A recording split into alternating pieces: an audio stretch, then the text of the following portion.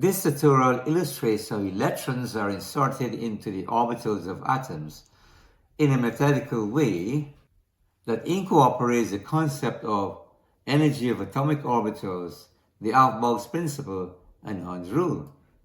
Also, the shorthand electron configurations of the atoms of each of the elements studied are established. In the last tutorial, we ranked the atomic orbitals in order of energy, starting with the one with the lowest energy and ending with the one with the highest for those that we have discussed. And based on that ranking, we established the order in which the orbitals are to be filled with electrons.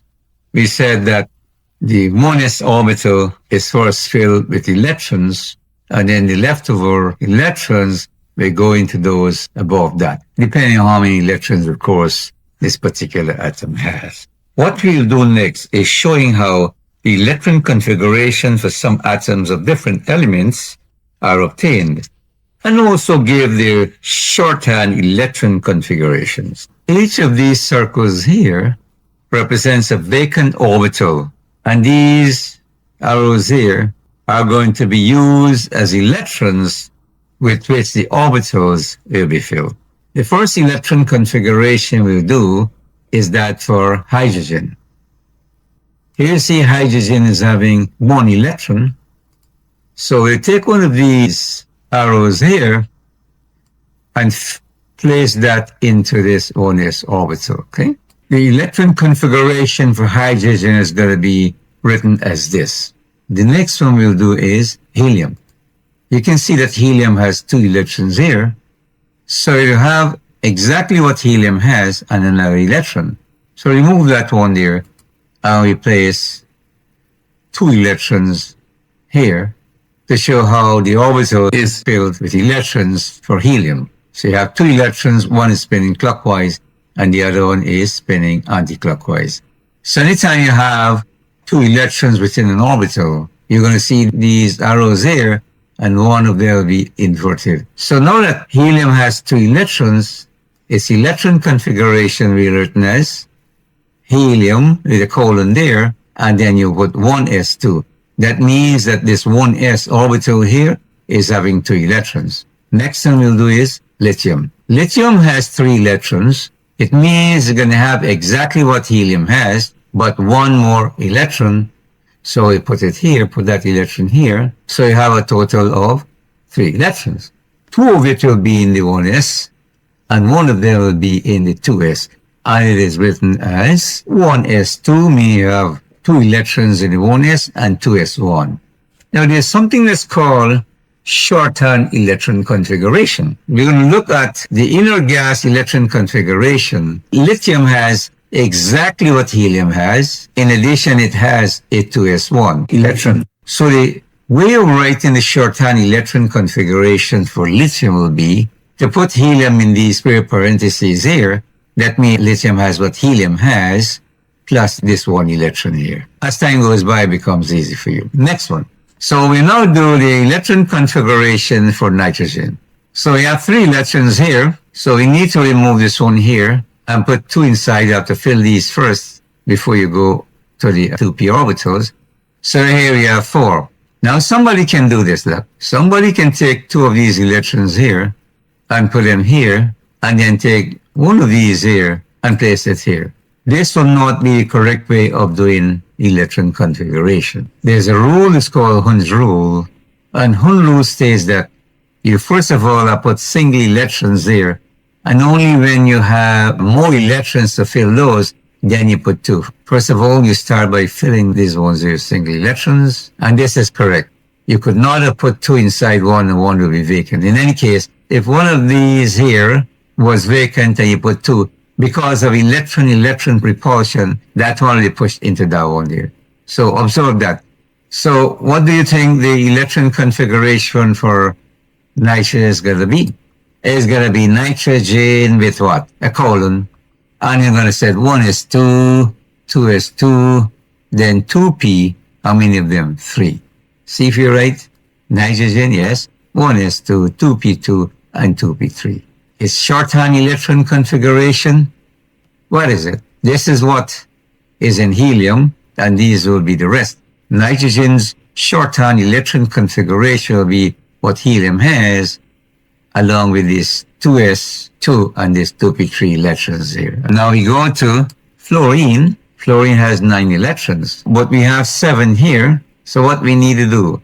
We need to put in 2 more electrons here. So this is what we do now. Remove this one here. Place that inside here. So that gives us 8 electrons. We still need another one. So you move this one from there and you bring these 2 here. See that?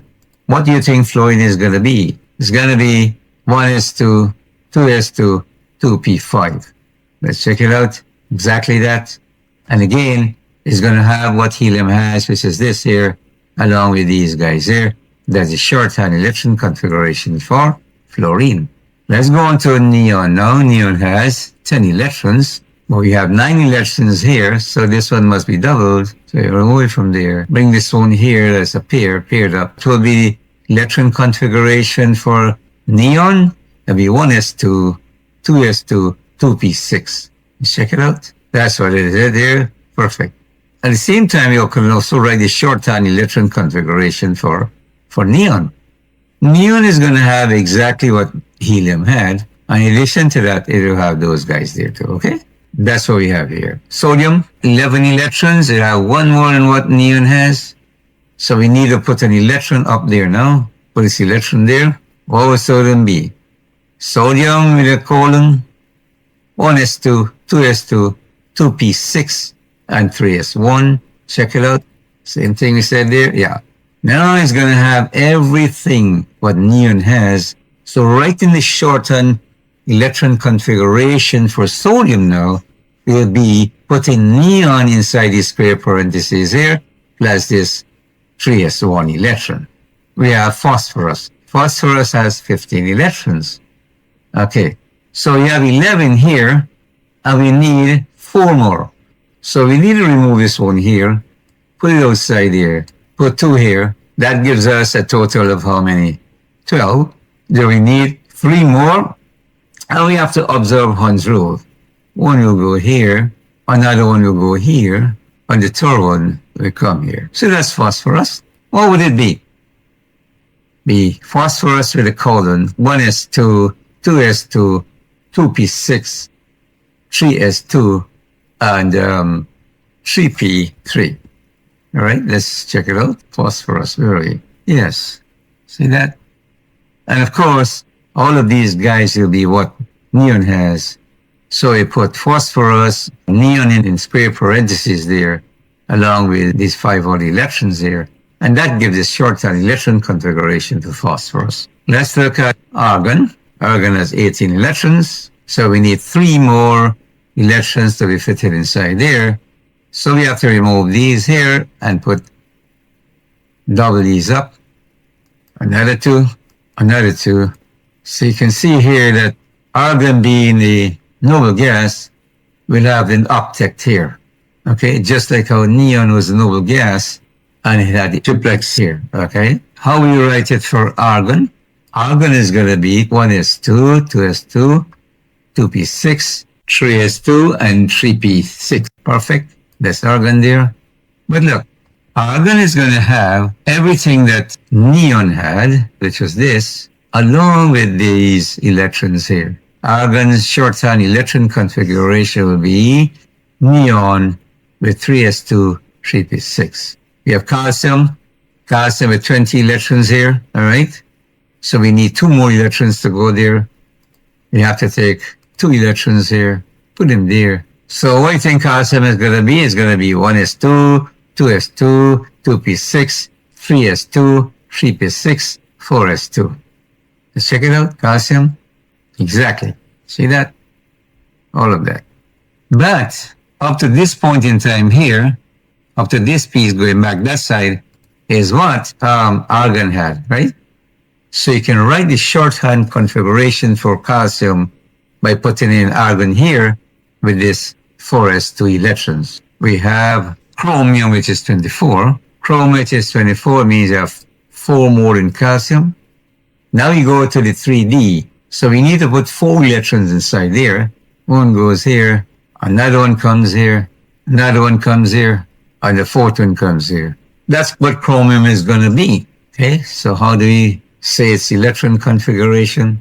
The electron configuration for chromium will be 1s2, 2s2, 2p6, 3s2, 3p6, 4s2, and 3d4. Let's check it out. Exactly that what it is.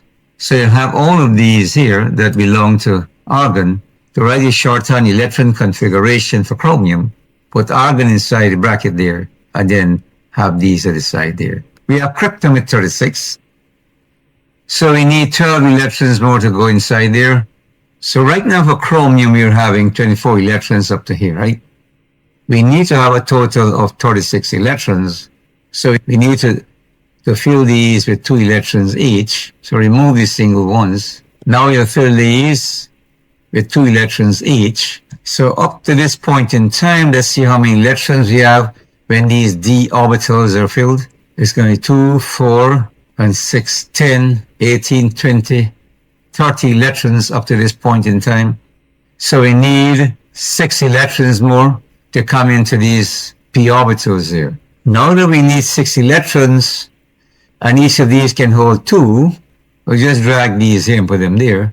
So what will be the electron configuration for krypton? It's going to be 1s2, 2s2, 2p6, 3s2, 3p6, 4s2, 3d10, and 4p6. The shorthand electron configuration for krypton will be all that argon had, which is this, and then all of these here will be left over, are going to be 4s2, 3d10, and 4p6. Now we have strontium. Strontium has 2 electrons more than krypton.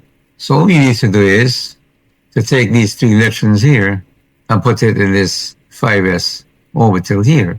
What would it be? Well, strontium is going to be 1s2, 2s2, 2p6, 3s2, 3p6, 4s2, 3d10, 4p6, and 5s2. It's going to have this shorthand configuration written as everything that krypton had. Krypton had all of these guys here. See that?